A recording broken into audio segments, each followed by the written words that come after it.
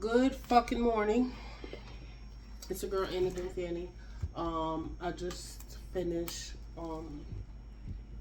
showing y'all some, like, it's gonna be in a vlog, so I'm gonna do this and maybe upload this tomorrow. I'm not sure how I'm gonna do it. Either upload this tomorrow or Tuesday, whichever day, and then the vlog should be out Wednesday or Thursday. So anyway, good fucking morning. Um, I am struggling between what I should talk about. Um, yeah, again, again. If you haven't noticed, I took my septum earring out. I'm cutting my nails down. And I think I was supposed to go get my nails done yesterday, and I was like, oh no, like I'll do it another day. I don't have time, but I think subconsciously, like it's giving me anxiety to have to cut my nails down or have short nails. Um, so yeah, I've been like making excuses, but I'm going to cut my nails down. The only reason why I'm going to cut my nails down is because I feel like I want a change. I need change in my life, and I keep complaining or keep getting into these funks because it's like I'm waiting for this big drastic change to happen, and I need to understand. It's something that I know. It's something that I need to understand. Essentially, I need to understand it internally, subconsciously. That I need. There needs to be small changes, and that's how you get big change. So that's of course like an obvious thing to say. Well, it's obvious to me, but I think sometimes I just lose track of that. So I just decided to do small little things, and I'm not sure what taking out my septum is gonna do, but I just felt like okay, I just want to see a change in my face, so I took my septum piercing out. Um, I'm never taking my nose ring out or this if I can have it forever I would because yeah I just would. Um, so yeah, my nails is a big part of my freedom of expression. But I do feel like I've uh, kind of swayed or I'm not as enthusiastic as get for like with getting my nails done as I used to be, and it just may be that I need change. I can only always put my long nails back on. Yeah, it's so fucking hot. Um, so yeah, that's that. I'm not sure why I went on that rant, but whatever. Um, what else? So I'm having my coffee, and I figured that I'd fill y'all in again on, I'm going to say love life, but it's lacking love. Okay? I'm only filling y'all in on this because I want to talk about old Chuck Kirk getting got, but I'm so passionate about that and the things that I want to say, the way people moving, the way social media platforms have been moving, acting like you're not able to freely express yourself with no repercussions or reprimands, and then they turn around and you get a community guidelines warning, a strike on your account doesn't get views, and A, B, and C, and I'm just not in a place where I could necessarily afford that to happen because I've been trying to grow my platform for I don't know how many years. I'm supposed to be well past the amount of subscribers that I have, and that's mostly because the lack of effort that I put into my account for months on end, and then I will come back. So I can't. Somebody like me can't afford to, like, when I am putting in effort, the type of effort that I'm bringing to my channel or whatever is negative attention that's regarding politics or anything of the sort. That is the only reason why I'm not going in, because when I tell you, I put up a video on TikTok and them people put I was being an extremist. I said, yeah, I'm not even going to take it there. And mind you, they pick and choose who and what they allow to be considered extreme and harassment and bullying. I'm gonna leave that right there because I feel me about to go in about that. Let me see how many minutes I done wasted talking about that. 5 minutes, 15 seconds. Okay. Anywho, it's my tablet. So I want to start with your mama. Let me stop. I want to start with the last time I spoke to you guys. I mentioned 3 people: Calarado, Casino. I mentioned the guy that I thought was a little sweet.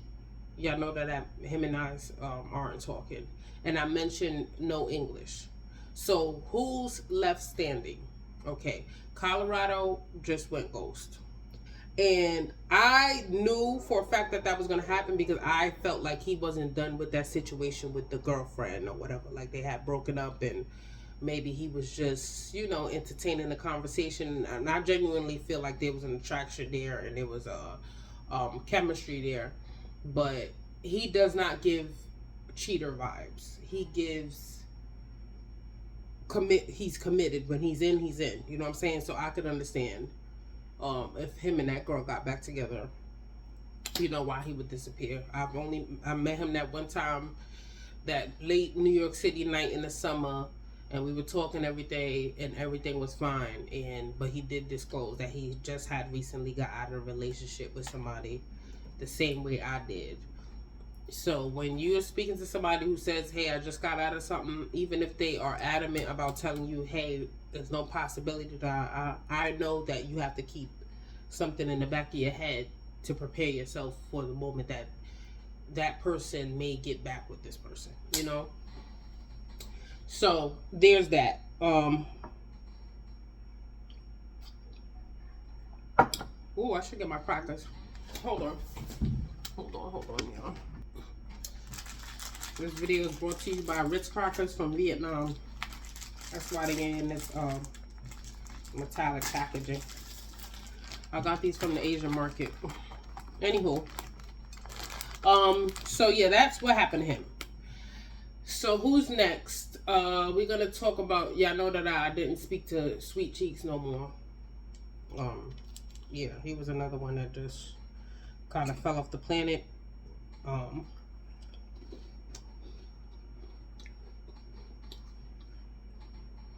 We was cool, but he had a little sugar in his tank. So Casino communication was extremely inconsistent. And his excuse would always be, he works for he works for the military. He's in the military, so he would have his job for the military, and then he would do, I don't know if it was Amazon deliveries. He would do that, and then he would also do this job that was on the military base that was at like a supermarket. So this is what all the stuff he claims he's doing. So when him and I would talk, he would always talk about his money and what he's doing and budgeting and us and marriage and giving me the things that I required and blah blah blah. We would have this conversation every so often because, like I said, his communication was terrible. We would go a week or two without speaking, and then he'll randomly hit me up like, hey. So throughout none of these times would he be like, okay, hey, I want to take you out. Let's meet up. Here's the time, place, blah, blah, blah. He wouldn't do any of that. So I just was like, it's cool. Number one, you're not my man. Number two, I'm not leading you. You know what I'm saying? When you're ready to assert yourself, you'll be able to assert yourself. So he would randomly hit me up with all his marriage and kid and this is that and the third. So I'll entertain the conversation. But once again, in the back of my mind, I'm looking at his actions and I'm listening to his words and I'm doing a comparison. So he had said I had asked him for money for my nails or something because he had said that he was going to take me on a date. I ended up flaking. And I was like, okay, I was understanding. He was like, yeah, whatever excuse he gave me. I said, okay, cool. I live in the Bronx. He lives in deep in your colon in Brooklyn. That's where the nigga lives. So it's never a big deal to me with a nigga that far can't make it or whatever, because it's like, okay, I didn't care to travel and meet you halfway anyway or whatever. But it's like you keep doing stuff like that, and then you keep talking about marriage and children. You can't even plan a proper date. You can't even set aside time to invest in the relationship. So that was that. So I had asked him for money for my nails because I figured, nigga, you talking all this big family and marriage and a 10K range type of shit. You should surely be able to afford nails, especially if you're going to flake on me when you was going to take me out. You was going to spend that money anyway. So he hit me with the, mind you, this is like the second or third time he did this. He was like, oh, my check is pending, blah, blah, blah. Mind you, this is the nigga that will go to the casino, put in money and get such and such money back.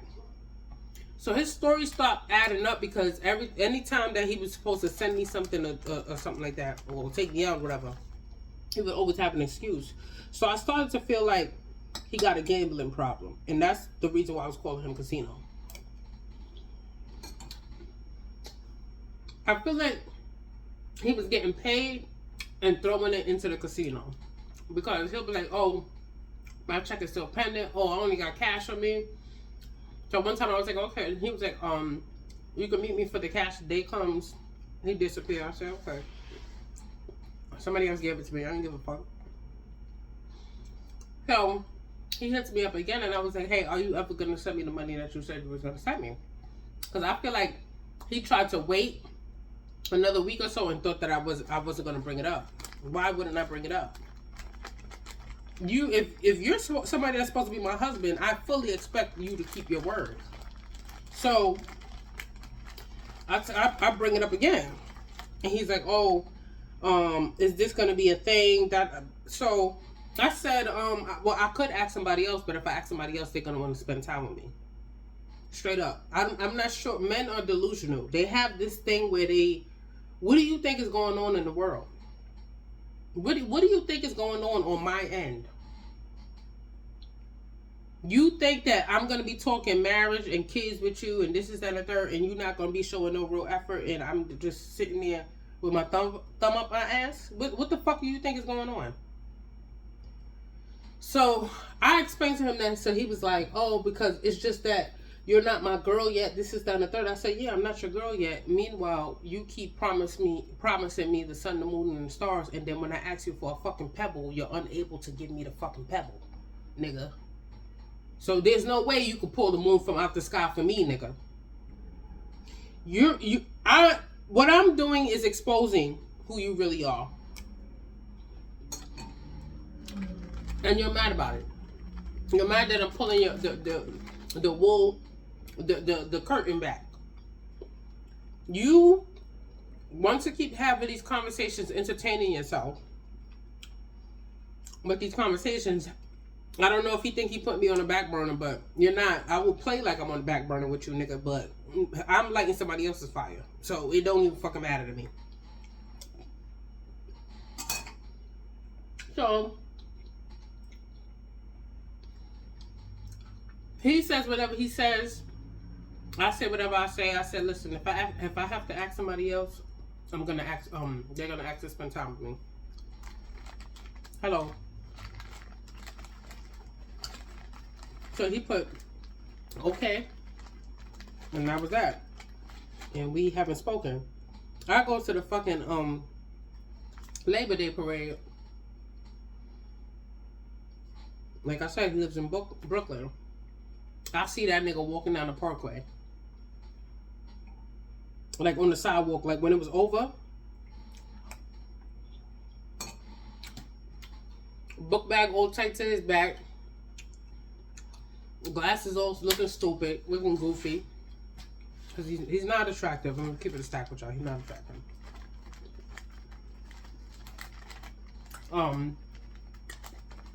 But he was cool. You know what I'm saying? Like, I knew him for a minute. If there was a person to get married to, it would be somebody. Well, it would have been. Who knows? He gives off husband vibe. That's what I'm saying.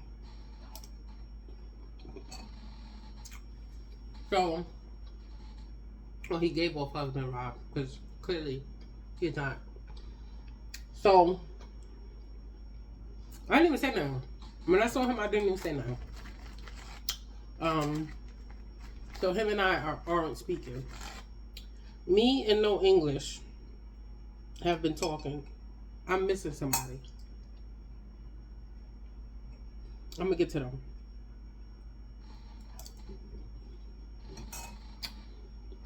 Me and no English have been talking.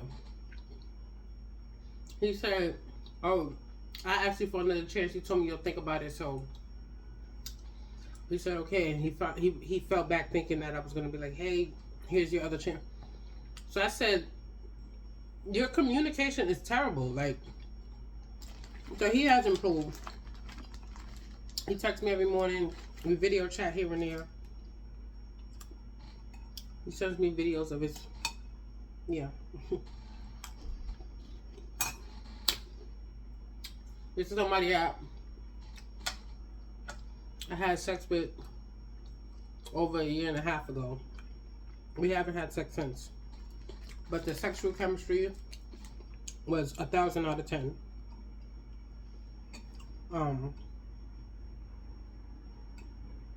Yeah, he gets me mostly. You know what I'm saying? There is a concern for his emotional intelligence, but I can't say whether he has it or not, because I feel like when we spoke for that too, when we were together a year and a half ago, when we was dealing with each other consistently, everything was fine, and then we just haven't been exposed to each other for prolonged periods of time for me to really gauge. Like, we talk on the phone, but it's like, it's not like we sitting on the phone for hours. You know what I'm saying? Like, where he does what he's doing. I go to work. He go to the gym. He has his daughter. We're keeping consistent communication, but one of the things I'm keeping in my mind is, am I going to have a deep emotional connection with this man? And I'm not sure if I am. So that's his, and I like I explained before, that could be partially because his English. Mostly because of his English.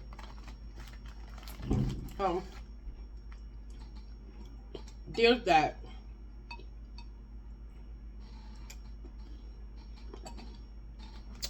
Now, hold on. Damn, this video gonna be longer than my 20 fucking seconds that I usually do for my good mornings.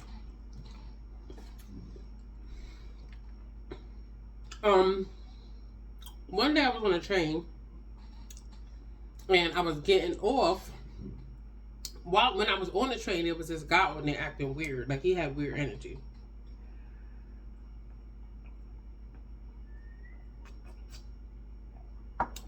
So when I got off on 125th, if you know, 125th is Zombie Land. So I'm getting out of an uncomfortable situation and getting into another uncomfortable situation. So when I got off the train, I'm like looking around or whatever. So as I'm looking around, quickly something shiny caught my eye. I'm like, oh, he's a seemingly good looking man. Like, you can see his arms and everything through his work uniform, beard, brown skin or whatever. Good height, good shoulders. Like, the nigga look good, right? So I'm like, all right. So as I'm still scanning scoping the scenery out for this dude that was being weird to me on the previous train, I see, what we gonna call him? Train. We're gonna call him Train. I see Train out the corner of my eye coming in the direction that I'm in. But it wasn't like a straight up direct. So I'm like, okay, maybe he's just, going on the other platform, whatever, whatever.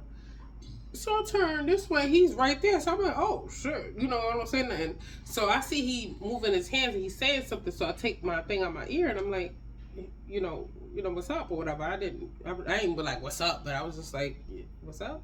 And he's like, I know you. So I'm like, what do you mean you know me? So I'm thinking, oh boy, from the subscription service. You know what I'm saying? Because sometimes I get that too, even though it's about 700 people on there. But I damn near got 25K on my Instagram. So I'm like, it's either IG or it's that or both.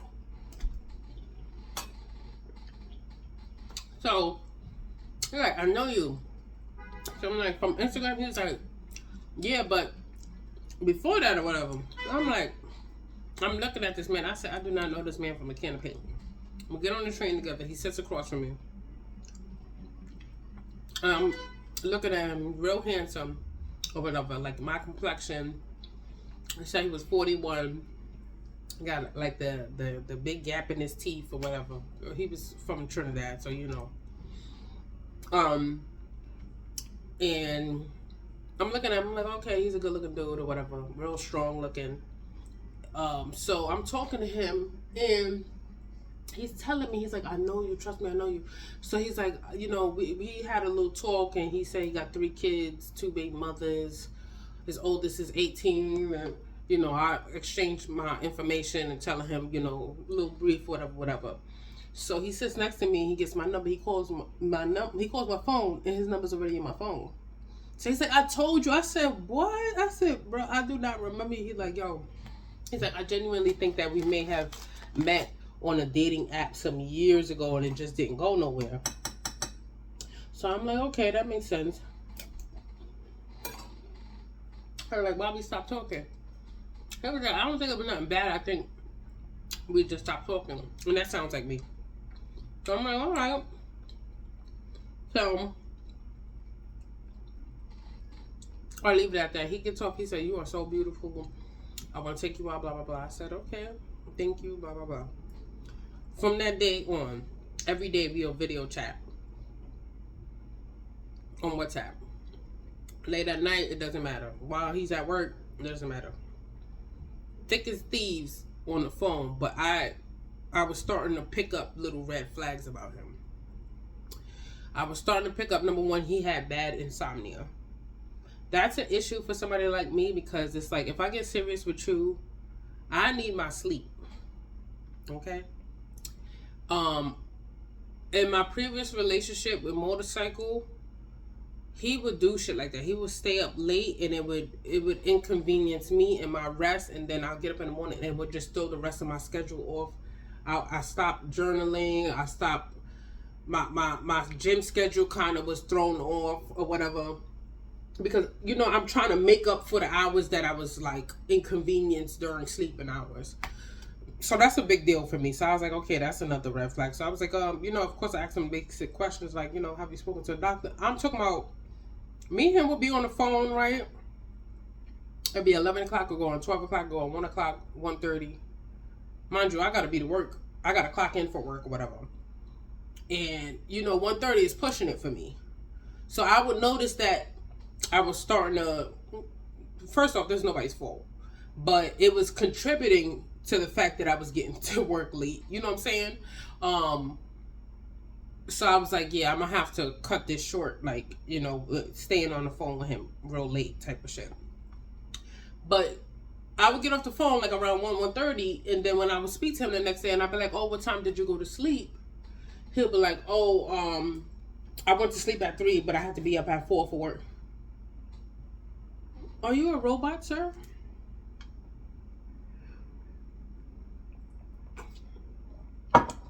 So in my mind, I'm like, this nigga fighting demons, bro. He fighting demons.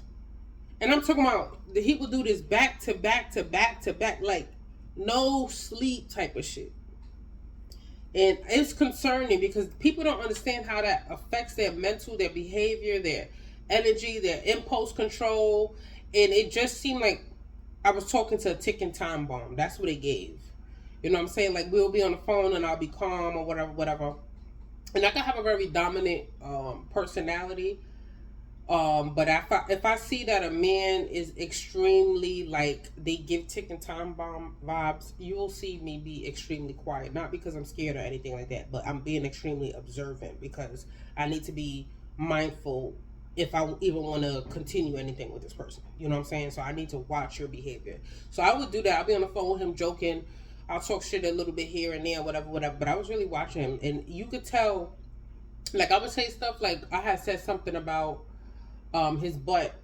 Basically, I was just like, at first, the first one was, oh, I saw your butt or whatever, whatever. You got that Trinidadian butt. He was like, what do you mean by that? And he got so riled up.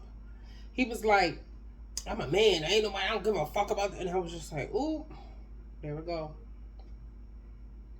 Not you being 41 and still acting like that. Nigga, I am all the way in the Bronx. You all the way in Brooklyn. And even if I was in Brooklyn, I'm not coming to steal your peanut butter. Relax. You don't have to prove anything to me, baby. You don't. So that was kind of like, okay, calm down. Something else that he said was another time. I said something about his butt, right? So this time I say it's flat. He said, I don't care. I'm a man and this is that and third. He started going on that whole tirade again. I said, yeah, I'm not bugging. He's one of those dudes. He's one of those dudes. So I said, okay. Another time, he's talking about his son. And he's telling me how he's not going to speak to his son because his son only calls him when he needs something. The boy's 18 and he just went to college. Like, first year college, like a month ago.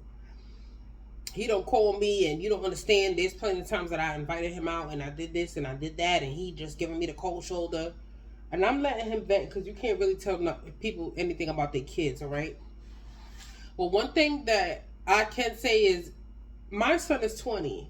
If I'm speaking to somebody who has a 25-year-old, especially a male child, because that's even more relatable, I'm going to take heed to some of the stuff that they're saying because although all children can be different, humans, our baseline, when we go through our phases in childhood, teenagehood, blah, blah, blah, there's a baseline of behavior that you kind of see across the board for the most part, right? So he's telling me this, that, and the third about his son, and I'm sitting there and I'm listening, and I'm like, it's like hearing my own thoughts in my head. It's like hearing my son's father complain about my son. It was this. I said, so I let him talk. I said it real sweet. I said, baby, listen, like, what you're saying is nothing new. And I was like, I understand how you feel. Trust me, because I felt that same level of frustration, and I had to tell myself this and do this and try this. So I'm giving him different ways, whatever. He's trying to cut me off when I'm speaking, and he's not really hearing me, whatever, whatever. But the fact that he was just so adamant about tossing his son to the side and not paying his tuition just because his son didn't return his call and this is that and the third. And I was just like, I said, yeah, this is not the type of man that I would want to deal with, because if you're willing to do that to your own child, I know for a fact ain't no pussy gonna make you fucking be obedient. That man done came out of your nuts and you willing to throw him to the side. And I don't give a fuck how tight I got it, nigga. If you treat your own child like that, I can't imagine how you would treat me the minute I fall out of line or I'm not doing something that you don't like and blah, blah, blah. I peeped that. I say, yeah. He was very adamant about it, and I was just sitting there, and it triggered me because, as y'all know, or as some of y'all may know, my son's father is not speaking to my son. You know what I'm saying? And he has that same energy, that same, oh, I don't give a fuck, he want to be a man type. And it's like, I despise with my whole heart, and I hate to even say that, but I despise men. I despise how they conduct themselves. I despise the fact that there is seemingly nobody on the planet that's worth them putting their ego to the side for. It takes like this great tragedy or trauma or loss for them to finally put the sword down and be like, you know what? This is not a situation that requires battle. This is a situation that requires humility, understanding, emotional intelligence, strategy. It's like that never goes through their fucking mind. You know what I'm saying? So here he go, oh, you a mother, you don't understand. It's not that I don't understand. It's that y'all always wonder why people love their mother more than they love their father. Look how you niggas toss people to your own children to the side like they're trash. You're so willing to walk away, and it's the oddest thing. And I can say it's the oddest thing, but you know, scientifically, it's like you didn't incubate the child, so there's a connection there that you do not have initially. But after 18 years, that connection most certainly should have been fucking developed. So when he was talking about his son, I was like, yeah, no, it's not the nigga for me. And I'm proud of myself because any other time, although I'm 37 and y'all seen me get on this app and talk about this terrible boyfriend or this person that did something nice for me or this person that I was with and this date or blah blah blah, there's times that I'm still catching myself being naive or gullible to an extent. You know what I'm saying? It's not as obvious as it was when I was younger, but there's still a subconscious lack of discernment there sometimes. You know what I'm saying? So I'm proud of myself because I caught it. I caught it this time. I caught it and I was just like, yeah, this ain't it. So, you know, I'm talking to him, but I already had in my head, you know, just the way he conducts himself during conflict he might not even be my type of nigga.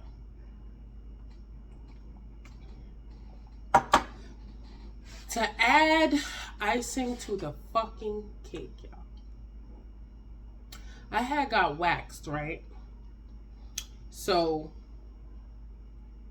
usually when I'm on the phone with a man, I don't allow them to make any type of sexual comments or anything. I check it real quick.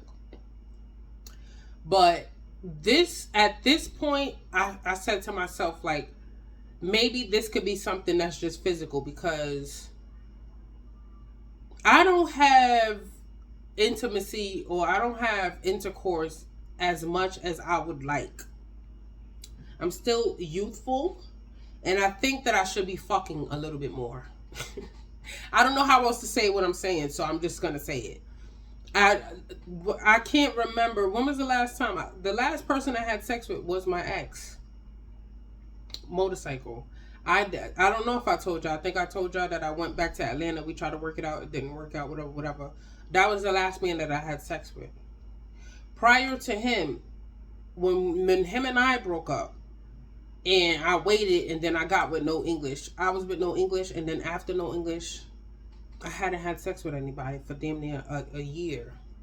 You know what I'm saying? So I'm not getting the most out of life is what I'm saying.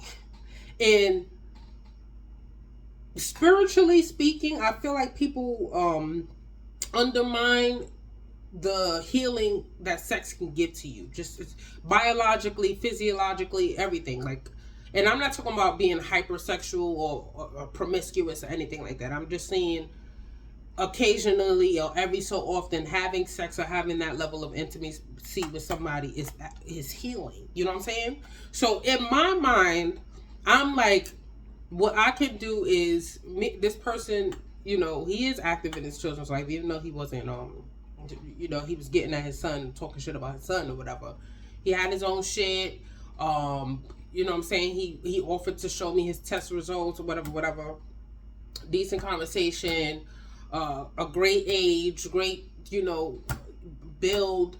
I'm like, at minimum, this could possibly just be a physical relationship. You know what I'm saying? It could be a physical relationship. So that's where I was with this. You know what I'm saying? Not everybody's worth getting into a relationship with. Some people you just fuck and kiki with every so often and you go about your fucking business. That's hard for somebody that like me because usually if I'm having sex with somebody, it's somebody that is my man. I was so hypersexual when I was a young girl that I'm the complete opposite now. You know what I'm saying? Like I'm slow to start. Once I'm in it, but I'm slow to start. I don't have sex that often or whatever the situation is. Like even my subscription service, most, if not all of those videos are with with somebody that I was actually in a relationship with. You know what I'm saying? So I was telling myself, like, if I'm already a solitary type of person, you know what I'm saying? Like, yeah, I have a whole bunch of friends, but I'm a solitary type of person. I said, the least I can do is find me something on the side.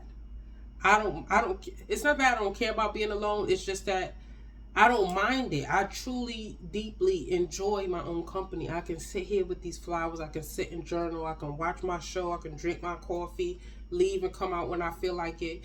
Is that to say that I don't enjoy being in a relationship? It's not that I don't enjoy being in a relationship. I have yet to find a relationship where I didn't have to change who I was or act differently from my core being. You know what I'm saying? Like, I feel like every relationship I get in, I have to put on this fake ass, and I hate that. I hate that I have to play dumb. I'm intelligent. Sometimes I could be dominant. Hell, sometimes I could be aggressive. I'm super submissive in a relationship, so that's not a fucking issue. But if you play with me, you're not gonna get that side of me. So I hate that I have to put on this front in a relationship. So I enjoy my own time. You know what I'm saying?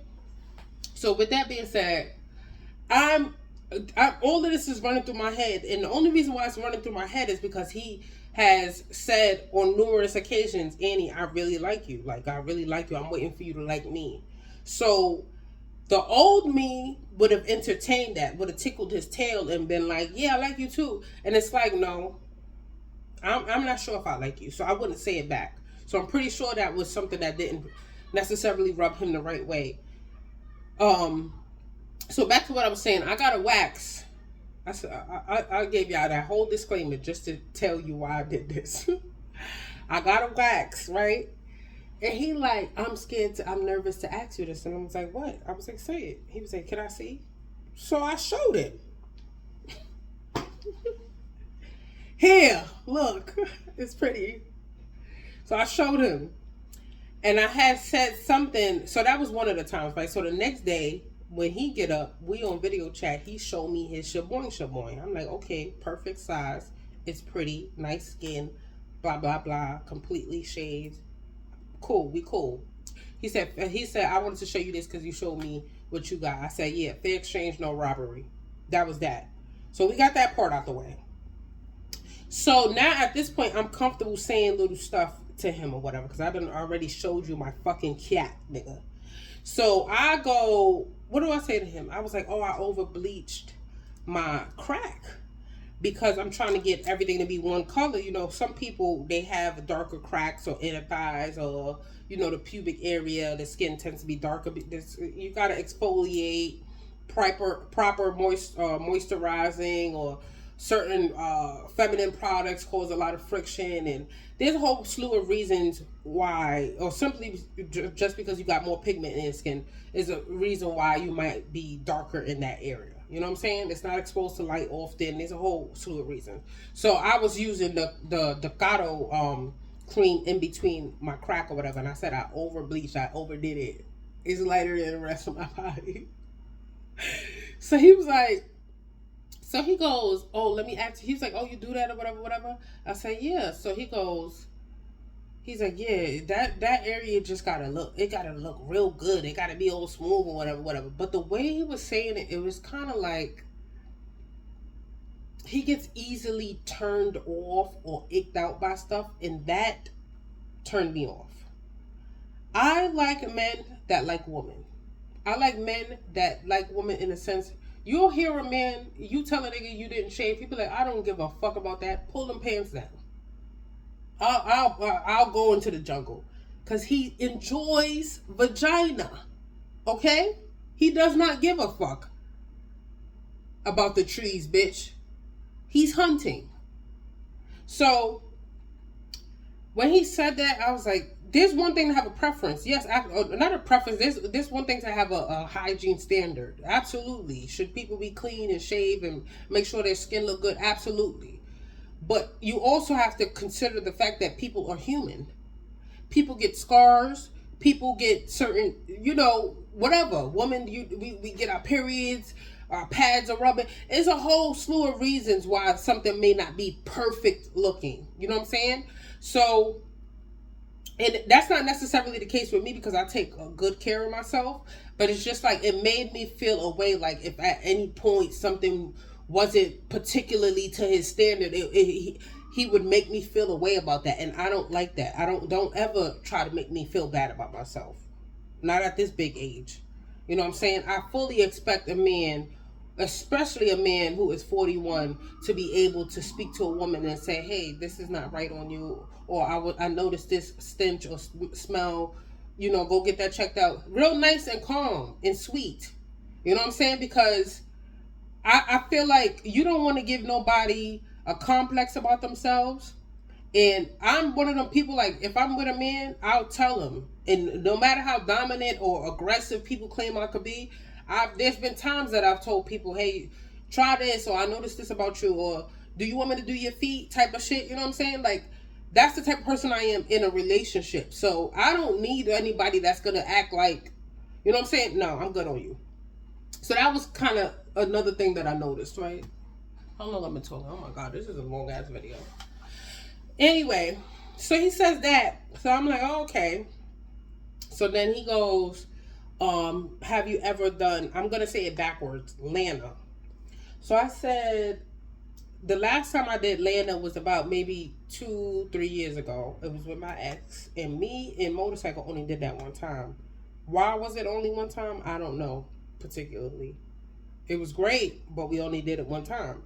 So I tell him, and he's like, "Oh, I never did that with any woman because I don't want her to think I'm gay." And I was like, "Oh my, you not my type of shit, nigga.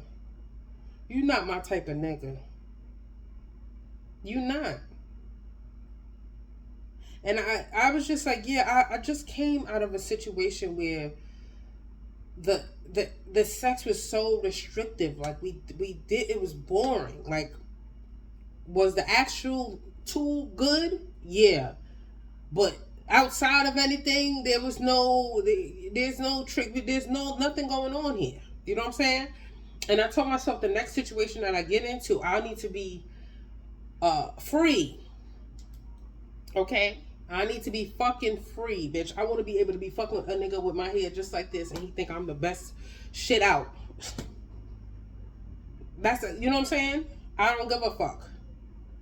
So he says that, and then he goes, so he starts asking me questions. So when he said that, oh, I don't want a woman to think I'm gay, I was in my head like, oh, here we go. You're 41 years old. What the fuck is you even talking about? You should not be dealing with no woman that would think you gay just because you want to do that occasionally. Not all the time, occasionally. Nigga, spice up your fucking life. But he's Caribbean, so I digress. He's Trinidadian specifically. So there was that. So I said, he started asking me questions. I was like, oh, so what are you into then? What do you do? He was just like, oh, I like role play, and I like for woman to be a new woman. She try to be a new woman every so often, you know, a new wig, and her nails. He loves long nails. He loves long nails. So he's like, you see how you got your nails? I love that. He was like, I like jewelry, the hoop earrings, and I get it. Like, I get you want a fierce, you know, dominant woman in the bed, you know, dominant feminine. I get all of that. I could absolutely knock all of those because nigga, I'm damn near that now. You know what I'm saying? So I could turn it up a notch. So I'm in my head like, okay, that's not hard. That's simple enough or whatever. So he was like, he asked me something, and he was like, oh, I just want to be able to. He was like, I just like to do it with the lights completely on. Like, I want to look at you in your entirety, and this is that and that. So I started laughing. So he was like, what happened? I was like, to be honest with you, it's not that, of course I've done it with the lights on, but it's never been an intentional thing. It's never been like a man has laid me down, turned the lights completely on, and completely worshipped and admired my body. You know what I'm saying? Or admired my energy or my existence or the moment. You know what I'm saying? Like, so when he said that, I was like, oh, that I was thinking about my own experiences, and I was telling, mind you, I'm saying this to him, and I'm like, I don't ever recall a time where I completely felt free or 100% safe during sex. And that's a heavy sentence to say. But free as in, I don't care if my lash is coming off. I don't care if my lipstick is smudged. I don't care how my hair looks. I don't care if you see the faces that I make. You know what I'm saying? I don't care if you hear the voice, the moaning or whatever. I don't care what I say. I there's is always this thinking process that I'm doing during sex. There's always this, oh, don't do that. That might not be a turn. You know what I'm saying? Like, I always, and that can be just from trauma. It's a whole slew of reasons. Just having terrible boyfriend. It could be a whole fucking list of reasons why, that's going on. So I didn't exactly get into that much depth, but I was like, I can't recall the last time, or I don't recall ever a time that I felt like that. So he was like, well, I hope that, when me and you become intimate, that you feel completely safe. And I took that into account. I was like, okay. You know what I'm saying? Like, I feel like this could be something that is, worth having. And if it does blossom into something else, then fine. But I felt, at least on a physical level, we can do whatever, right? No. Fast forward, a few days go by, and I ask him, because I noticed that during the previous conversation, he did not say anything about oral, which is strange to me. And not to be arrogant or whatever, but I can say 98% of people that I've been with, that's been their leading fucking point. Like, Annie, I want to do A, B, and C to you, blah, blah, blah. So when you speak to somebody who's not leading, you're like, oh, hey, what the fuck is going on, right? So I asked him, I said, do you get him? He goes, oh, here we go. I gotta have this conversation with you. This is da. So I'm like, I get quiet, because I already knew the answer. The answer is no, because ain't no nigga that give head or eat pussy. Yeah, it's not fucking screaming it at the top of their lungs. Every chance you get, a nigga talking about that. You know what I'm saying? I.e., Mr. No English. No English don't give two flying fucks. If he can go into your uterus and spin his head around and look around in there, he would. So to meet somebody who's a complete opposite, I was like, yeah, this ain't gonna work for me. As previously stated, my relationship with motorcycle, with my sexual, especially the sexual part, was very limited and restricted. It built up resentment in me. I did not feel completely satisfied. I always felt like I wanted more or needed to. And it was just like, it was this nagging feeling. Like, I'm not satisfied here. So, anyways, he says no, he doesn't do it. So I'm in my head like, yeah, this confirms it. This not my type of shit. This not my nigga. So, he goes to tell me why. He tells me his father was a Rastafarian. His father would bring him, I don't know if he said his brother or whatever, but to the bathroom and open up a pad that was used, open it and make them smell it and be like, this is what's coming out of a woman, you better not eat them, and this is that and the third, whatever. So you got sexual trauma. Apparently, a lot of people do, right? But it's like he failed to acknowledge that was sexual trauma. So that's what he's telling me. So you just told me you would want me to feel safe and completely free. And then you turn around and you tell me that this is what's in the back of your mind. Not even the back of your mind, the front of your mind, the tip of your tongue. He goes, yeah, it just, in the face he's making, like, he's so disgusted. And I'm like, yeah, this not my type of shit. It's not my type of shit. You feel me? Like, you're not my type of shit. Because I'm like, I'm looking like you are literally going to be one of those men that when your woman has her period, you probably make her feel less than. Because you're so disgusted because you have not addressed your trauma. I'm just going to jump to a conclusion and say he's never been to a therapist about that, because the way he was talking about it, I said, oh no, baby, that's you not... Yeah, that's something that you're dealing with. Then he goes, what does he say? He says he did it to his first baby mother, he threw up. He did it to his second baby mother, he threw up again. Then he said he was dealing with this chick. He would put it in and then he'd go down and lick and then come back up. So it wasn't like an ongoing thing. It was just like, he was... And I was just like, yeah.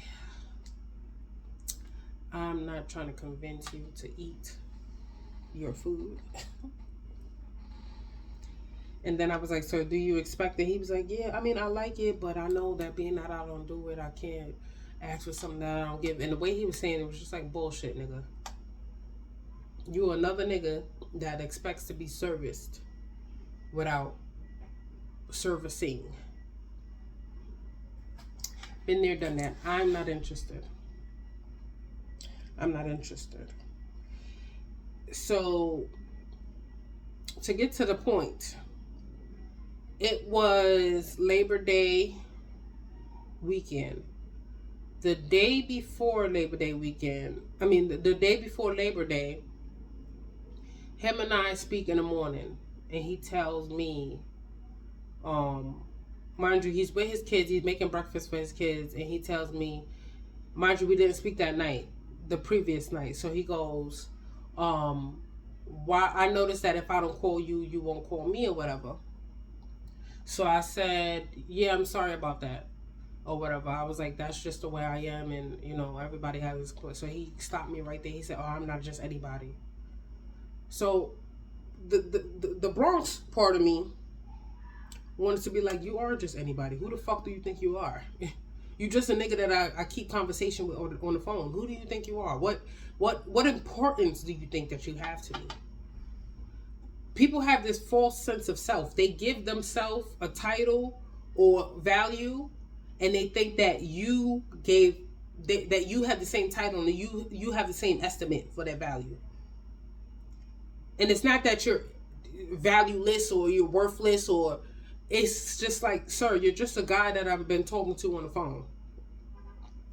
So he says that, and I say, yeah, you are somebody, and I do it. Because I could be a smart ass, but I was just like, you could tell when somebody is like, they struggling with something. So I go, you know what, you're right, you are somebody. I said, but this has nothing to do with who you are. I'm telling you a character flaw that I have, and my character flaw is I don't call people. If I'm not in a relationship with a man, I will not be calling you. I don't call. I damn sure don't message. I tell people this all the time. I don't call my friends. I don't call family members. I don't call people. I just don't. I don't. The way I show my interest is by picking up the phone or replying to a text. So if it's too much for you to have to be the one to pick up and call, part of that is your ego, and you're not my type of shit. And I know that's going to sound like I'm flipping a script or whatever, and I can make sure that I call, but no. Everybody has their fucking weak points. And if I tell you that my weak point is me initiating conversation or communication, then if you know that's something that you have no issue with, then do it. Do it. What the fuck?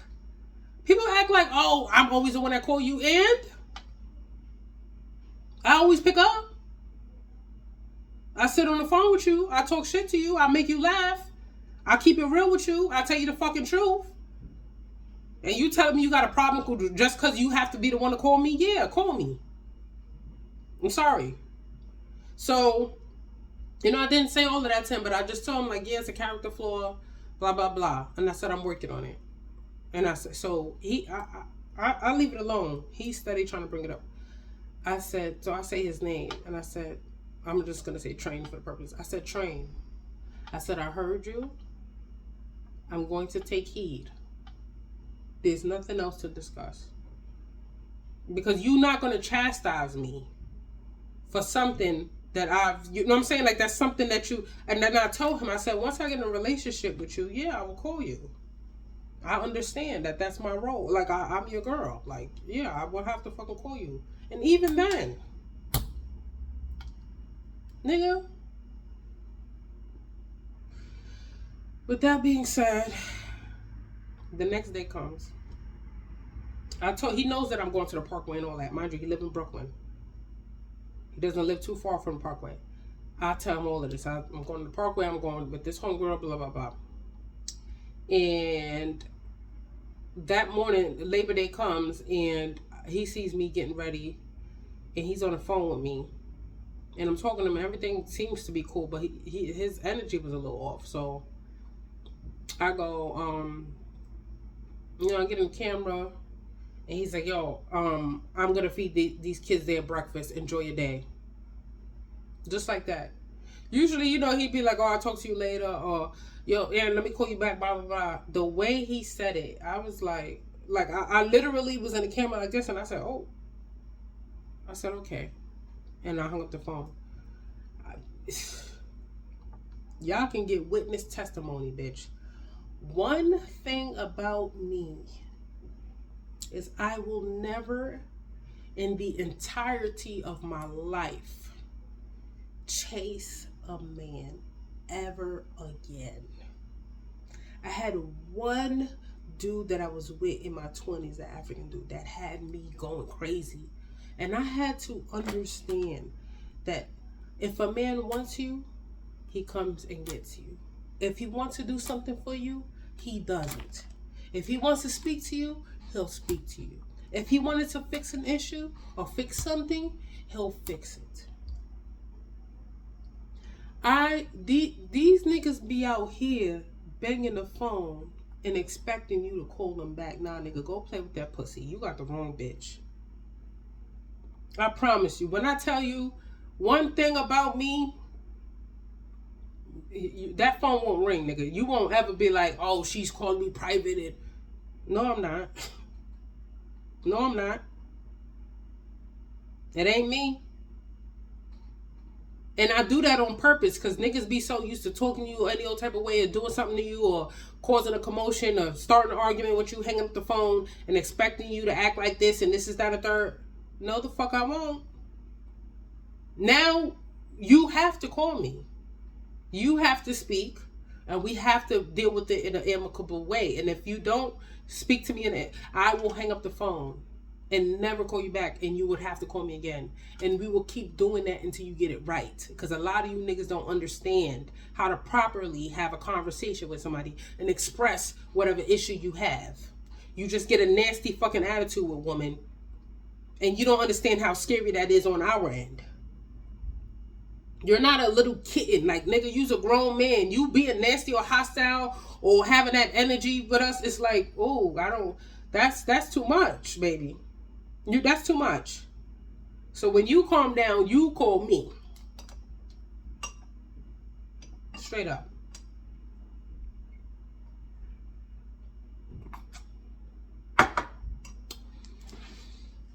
He did that. Like I said, I was in Brooklyn. He knew I was going to Brooklyn. I'm on the Parkway. He don't hit me up. He don't be like, hey, did you reach Brooklyn? Are you in Brooklyn? What are you doing after? Blah, blah, blah. Are you safe? None of that. Bet. The next day comes, I don't hear nothing from him. A few days go past. He gonna text me talking about sup, Annie. I don't say nothing. He video chats me. I sit on a video chat with him for no more than maybe 2-3 minutes. I say, yeah, I'm working, blah, blah, blah. I didn't bring up anything. I didn't mention anything. I didn't argue. I didn't say anything. He was like, yeah, okay. I was just checking on you to see if you're safe because, I hadn't heard from you. I don't know if that was that was the moment I was supposed to interject. No. You want to play stupid games, you're going to win a stupid prize with me. You're going to win a dunce hat with me. So I didn't say anything. I said, okay, well, I get out at 5:15. You're more than welcome to call me or whatever. He said, okay. Hung up the phone, and that was that. And we haven't spoken since. And then I uploaded some flowers that I got for myself on WhatsApp status. And I saw that he saw it, so he probably thought that was from a nigga, which is fine. And that's it. I ain't see him creeping in that WhatsApp status. I ain't hear from him, and which is fine because I had already decided that you're not the type of nigga that I would want to deal with anyway. Like, I'm good on you. Yeah. So this video is wild long. So I don't know if I should insert the text messages from Motorcycle. If you don't know who Motorcycle is, that is my ex, Leho. He had randomly, let me tell you how it went. Me and him called ourselves trying to work it out, or dip our toe back in the pool of relationship. I went to Atlanta. The plan was supposed to be set back in motion. The plan was for me to move back up, move there, be with him, and we go on our marital way. I went there. He got the condo. He got his car. There was no furniture in his house. Okay, that's a whole nother story. He also had an additional car. He said that I could have once I go up there. So he's like, I got the car, got you the crib, got you the car, blah blah blah. But he hadn't changed. He didn't change his emotional tolerance or capacity or understanding. He still was exhibiting behaviors that was still going to be problematic for me. He still very much gave, he does not understand. He doesn't understand. And I was up there, and I love him, so I was just like, whatever, like, maybe we having these issues because we're apart, you know what I'm saying? But I was up there and I was just noticing certain stuff. Like one day he randomly came home and he had an attitude. It was like 5 in the morning,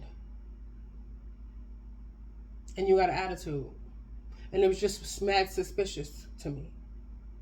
Another time I saw him texting, and text messages was wild long, and it just gave that she was going back and forth with somebody, and I didn't like that. He claimed that it was his homeboy from New York. He just had an energy about him that he's hot and cold, 1 foot in, 1 foot out. That's what it gave. You know what I'm saying? And I was so happy to have been back with him, because I was just like I truly deeply loved him. You know what I'm saying? And we had broken up for a year, and for us to find our ways back to each other, I was like, maybe this is meant to be. Like, maybe we just need to actually be in each other's presence on a day-to-day basis, and that would fix some of the issues that we're having. You know what I'm saying? Because being in a long distance relationship it's strenuous. So I'm up there and I'm just peeping certain stuff, and I'm just like, yeah. I'm peeping. I'm like, yeah, this is gonna be like one of those things. And for me to have to be in his house, he says it's my house, but for me to have to be in his house, and he's acted a certain way, and then I don't have no place to go because I done gave up my apartment, or I'm living there now, my job is there, and I have to deal with him or whatever the situation. I said, no, I can't. I wouldn't be able to do it, nigga. I will be throwing this nigga through that glass window any chance that I get. Because if there's any nigga on the planet I'm not afraid to beat the fuck up, is that nigga, bro. The way he talk, the way he act, it's like, are you fucking slow? With that being said, the whole time we was there was no real issues, with the exception of the fact that he had came in the house one day, 5 o'clock in the morning, with that weird ass energy and attitude, and I was just like, this is uncalled for. Like, he came in, I had to go downstairs and let him in because he left me the key, because I was going to be in the house all day and I need to go in and out if I needed to go in and out. And like, he didn't hug me, then, you know what I'm saying, he didn't kiss me, he didn't hug me, he just had this, like, he wasn't even really talking, and I was like, okay, like, what the fuck. That was that time. Then another time we got into it because I told him about he lacks romance and intimacy, and he thinks, oh, I got this condo, that's enough. And it's like, you can't love me how you think I need to be loved. If I tell you, hey, these are the things that I require, this is how I feel loved, as my partner, you should say, okay, this is something I could negotiate. This is something I could compromise on. I can do this better. I can try to do this. It's not, no, what I give you is what you get. That's not how you lead in a relationship. Like, so we got into a big argument about that. And I think at that moment I felt defeated. But I was still willing to be like, let me just thug it out or whatever. Until I move up here, whatever. Up there, whatever. And I felt defeated. Like, I felt like I was just going to be miserable. So I was like, yeah, this is not going to work or whatever. But, I thugged it out. I end up leaving. I leave. He back on that weird energy shit with his phone, with his communication. And blah, blah, blah. And we got into something, and I didn't think it was that big, but it felt like it was already a storm brewing. So when we did speak again, like he called himself ignoring me or doing something, I was like, this is like, nigga, we haven't been together in a year. And you on the same type of energy. I don't get. This shit is whack. Like this shit whack. I'm good. Like after a year, you get back with somebody you supposed to be loving, in this phase of loving and catching up and relearning each other, and we was fighting and arguing, and we just got into an argument one day and we stopped talking or whatever. So maybe like a week or two later, I was just like, I'm gonna bite the bullet and I'm gonna text him about my key, right? I sent him a text about him having my key. He didn't say anything, so I said, oh yeah, it's definitely official. Like it's official because for me to even reach out is a big deal. So when I reached out, he didn't say anything. I said, okay, I heard you, but I know him, so I go, yeah, he better keep the same energy. Because if there's anybody who's big boss of fucking never speaking to somebody again, it's me, nigga. Nobody will ever outdo the doer. So I said, bet. He had texted me about his keys. I didn't even reply because I had told him when I first texted him, I said, oh, my key, this is that, and I said, oh, I'm going to throw your key out, whatever. He didn't say anything. When I said, I'm going to throw your keys out, the keys to his place down here, he didn't say anything. If those keys was important to him, he would have responded, but he didn't. So he doesn't respond, and he calls himself texting me when he feels like texting me, talking about some keys. I didn't say anything.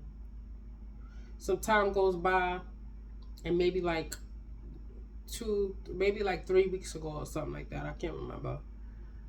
He texts me. I don't say anything. He calls. I pick up. He hangs up. I'm like, okay, whatever. He calls again, and he's like, what's up? I'm like, what's up? He's like, I don't know if he said how you doing or what you doing. I was just like, I'm working. Like he was like, why the fuck is you asking me this? What's up? What do you want? So he does that, and I'm like, I'm working. What's up? Like, get to it. He's like, oh, I'm just calling about my key, blah, blah, blah. And I was just like, I told you I threw them out. He's like, oh, you threw them out? And I said, yeah. And it just got quiet. And then I hung up the phone because there's no further conversation that needs to be had. When I initially text you, you did not text me back. And then you call me or you reach out to me when you feel like it. Nigga. I hang up the phone. He texts me. Why'd you hang up? I wasn't done talking or whatever. I said, out of this, what else is there to talk about? He said, there's plenty of stuff we could talk about plenty of stuff. You act like there's nothing to talk about, whatever. And I was just like, okay, well, if you have something on your chest and you need to get it off your chest or whatever, something like that, I said, you can get it off your chest. Here he go writing this whole paragraph. There's nothing on my chest that I need to get off, or this is down the third, and he writes this whole paragraph. Oh, you act like you don't want to talk to me, and you act like there's nothing that you need to say, and you're reaching out to me. Why are you talking to me as if I'm reaching out to you? Like, this is the delusion that I was dealing with throughout this whole fucking relationship. You would think that if somebody wanted someone or wanted to have a cordial conversation with somebody, that they would learn to control their impulsive thoughts and anger and speak in a manner that would be alluring to the person to want to have a conversation. Not this fucking dickhead. This nigga talking about, oh, you know you miss talking to me and this is down the third and you trying to act all cool about it and calm about it, but I know you want to talk to me. Again, you will never outdo the doer. And you would think throughout our entirety of our relationship that each time that we've broken up, that I've never reached out to him, that I've never chased him, that I've never begged him, that he would know that I'm not the woman that you try to play this game with. I am not the woman that you try to play that game with. I am the woman that you literally have to let me step correct. Let me say what I need to say, what she needs to hear. Let me lay it all out on the table. Let me just be 100 with my feelings. This man, not at what he was like, something about he, oh, you love me deeply, and I love you, and I'm saying that from my chest, and oh, I said, okay. Like, I wasn't really saying much. I was just like, you reached out to me, and I don't have anything to say yet. I guess he was bothered by my comments throughout that text message. You would think at some point in the conversation he would see that I'm not falling for the okie doke, and that he would switch up his strategy into being a little bit more fucking polite. No, but his ego will always overrule any fucking logical thinking. Any logical thinking. I remember we got into an argument one time, and I told him, I said, he kept saying, oh, you too emotional, and you be using emotion. That's your problem. You not using logic and facts. You know how men love to use those, or throw those words around and don't really know what it means. And I had to tell him, I said, the minute that I lose my emotion, me and you will not work. I said, emotion is why I'm still with you. Because if I thought logically about this equation, you don't fit. You don't fit. And I had to tell him that one day. And fast forward to this conversation, I lost all emotion. My emotions is gone for him. My emotions is truly, deeply gone. I feel sorry for him. I feel pity for him. I feel as though he's going to continuously be in this cycle of searching for a woman that he can bully into submission. And he does not understand that if he does not submit his ego, he will not have no woman submit to him. He will not have no woman submit to him.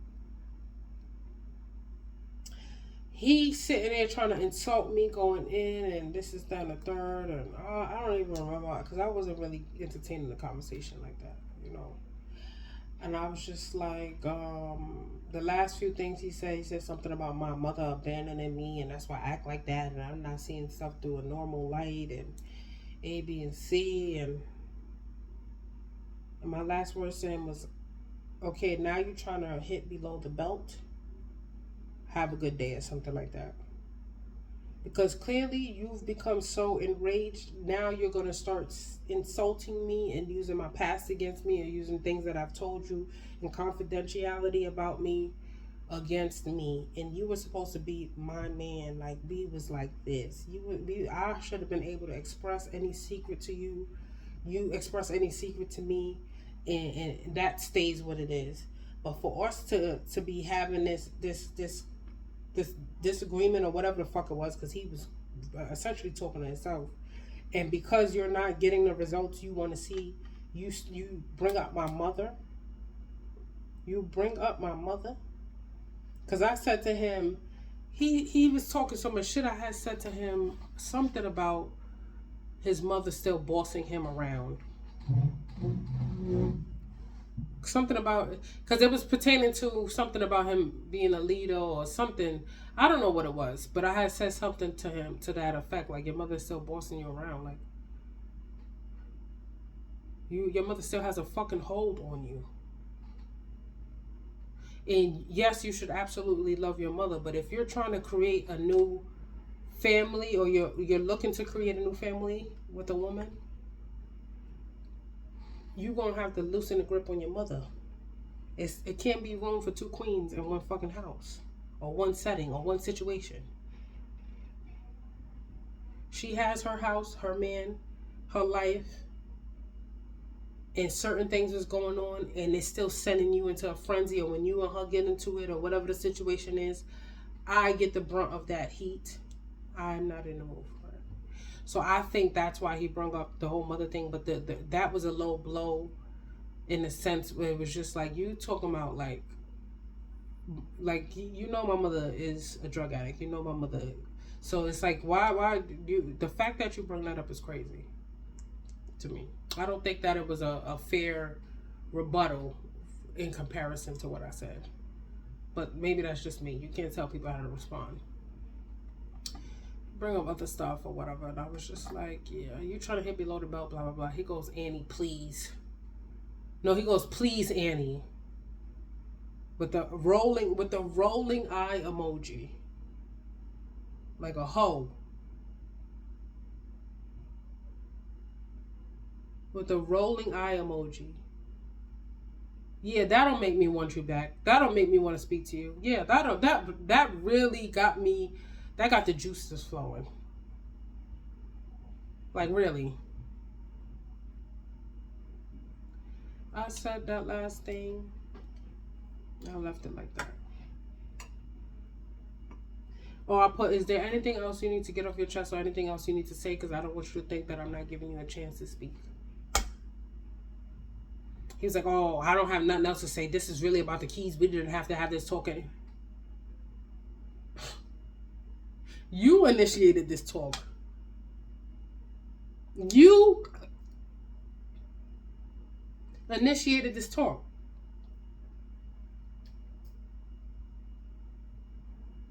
You the one that reached out to me. You started with all these paragraphs. And for you to end it like, oh, I didn't, this was only about the keys. I wasn't trying to talk to you anyway. Grow up. And that's my problem with him. Like, instead of him being like, Annie, I thought about this situation and I want to talk about it. Like, I need closure. I want us to say whatever we have to say. We don't have to get back together. We don't have to spend time. We don't have to continue to talk. I just want to have a conversation.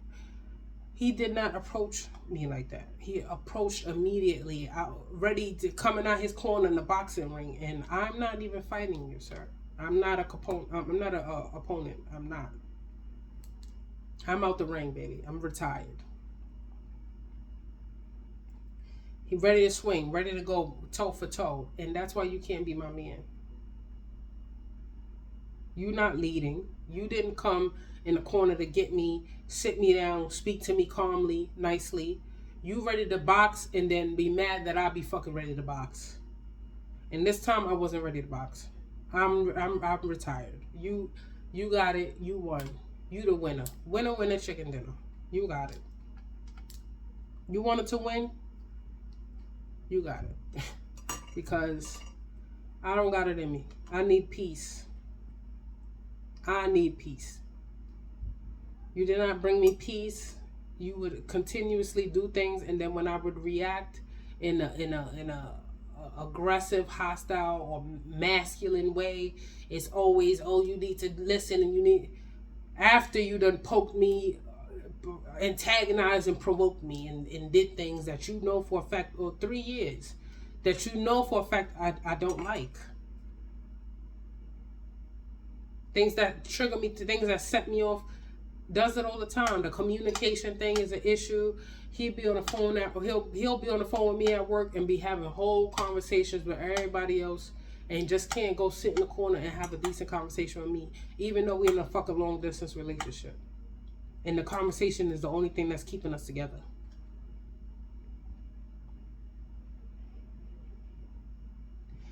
I ain't got it.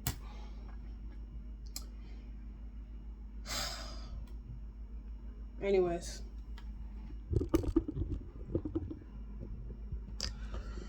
this video went 1 hour over, and that's how you know I need to get this on my chest. I'm sorry, I look a fucking mess. My nose, yeah, I don't think my nose look bigger without the septum ring. My nose, I feel like my nose looks so big without the septum ring. I have to get used to it. It don't help that it's greasy right now neither. Oh my god, I look like fucking Baby Bob.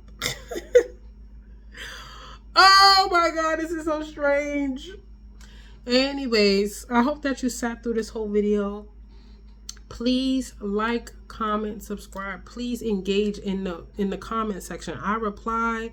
I'll be talking to people. Engage. Hi. Hello.